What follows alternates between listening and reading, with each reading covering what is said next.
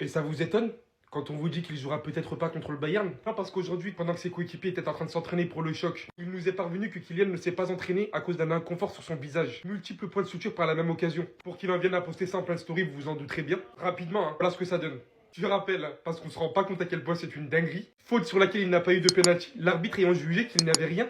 Faute sur laquelle d'ailleurs peut-être le Barça va être champion à cause de cela. Parce que c'était le but de la victoire si on avait penalty. Fort heureusement, on nous dit que Kylian Mbappé devrait être apte quand même contre le Bayern. Je ne sais pas de quelle manière, peut-être avec un masque. Vous vous en douterez bien qu'avec de tels points de suture, il est hors de question qu'il soit directement en contact avec un ballon, ni d'ailleurs avec une tête adverse. Fort heureusement en tout cas parce que s'il y avait une présence qu'on avait besoin pour ce match, c'était bien lui. Il n'y a pas tous les jours des nouvelles qui font plaisir, mais fort heureusement, celle-ci est sortie ce matin. Toni Kroos devrait être de retour au Real Madrid à partir de la prochaine saison, alors qu'il gérait tranquillement son académie pour l'instant. Le club aura donc besoin de lui pour restructurer certaines choses visiblement.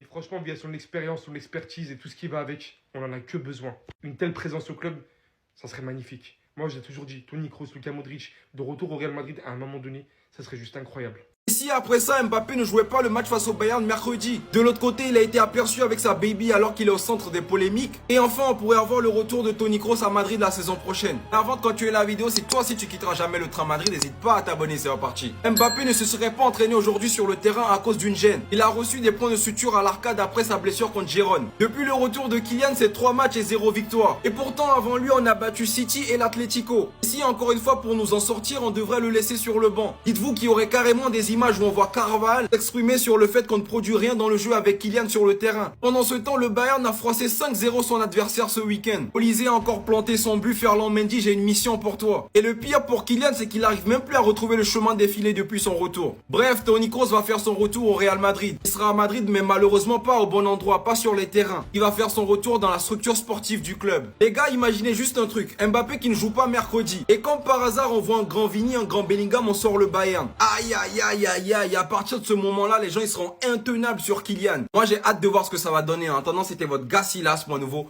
banger. En fait, ça me fait rire parce que, en fait, les gars, vous voyez, avant l'arrivée de Mbappé au Real de Madrid, ça nous disait, le meilleur joueur du monde arrive au Real de Madrid, préparez-vous, c'est minimum 3 Ligues des Champions d'affilée, etc. Ouais, ok. Liga 2025-2026, c'est fait à 99% pour le Barça. Mbappé devra attendre pour remporter sa première Liga. Du coup, les Madrilènes, venez en fait, venez, il y a des comptes à rendre. Vous avez parlé, mais du coup, en fait, c'est quoi ça, du coup? C'est-à-dire qu'en Ligue des Champions, je doute fortement que vous avez gagné face au Bayern, hein. Ils vont vous éliminer, vu comment ils vous ont lavé chez vous, malgré le score, hein. Parce que le score, voilà, pour moi, c'est une illusion. Et que maintenant, on sait que le Barça est sûr de remporter la Liga. Du coup, c'est comment? Elles sont les 3 Ligues des Champions d'affilée. Et ils sont les trophées. Il n'y a même pas de trophée dans leur armoire, wesh, depuis Mbappé. Nous, on veut des explications, en fait. En tant que Barcelone, on veut des explications. Mais si! Oh! Ils vont célébrer le pitchy de Mbappé. Ah ouais, non, j'ai oublié, il y avait ça comme trophée. Plus sérieusement, les Madrilènes, vous êtes vraiment des tocards. Vas-y, bref. Je suis tombé sur un TikTok avec des images disant que avant au Real Madrid tout allait bien en mettant des images de la saison 2023-2024 où on prend la Ligue des Champions. Jusqu'à que quelqu'un qui a rejeté le Real Madrid en 2022 pour l'argent rejoigne le Real Madrid pour sauver sa carrière. Mais moi j'ai une seule question à poser. Pourquoi quand on parle de la saison 2023-2024 on parle jamais de Toni Kroos? Alors que jusqu'ici on l'a jamais remplacé, pourquoi on parle jamais de son importance? Alors que c'était sûrement le joueur le plus important de l'équipe, c'était lui. Le métronome qui organisait le jeu, qui faisait des passes à Vinicius contre le Bayern, c'était qui? C'était Toni Kroos. Et dans la suite du TikTok, on parle du retour d'Mbappé et comme quoi on a gagné 0 match depuis son retour. Mais pourquoi le joueur qui est un problème pour vous, pourquoi c'est le seul joueur à avoir marqué contre le Bayern Munich? C'est aussi des questions à se poser les gars en fait. Pourquoi quand c'est Mbappé vous avez une facilité à taper sur lui?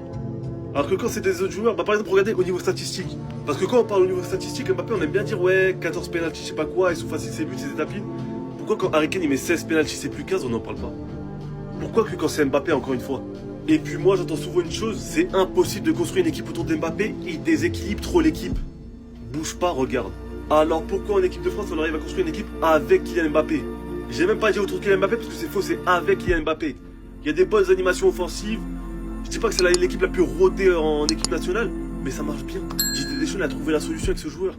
Donc c'est pas impossible en fait les frères. Répondez-moi pourquoi en club on n'arrive pas. Déjà le Real Madrid, on parle du Real Madrid, mais l'équipe elle est même pas complète. La défense, il y a des trous, il manque des bons joueurs. Au milieu, il manque des bons joueurs. Nos ailiers, ils marquent même plus. Les gars, il n'y a pas que Kylian Mbappé dans l'équipe. Hein.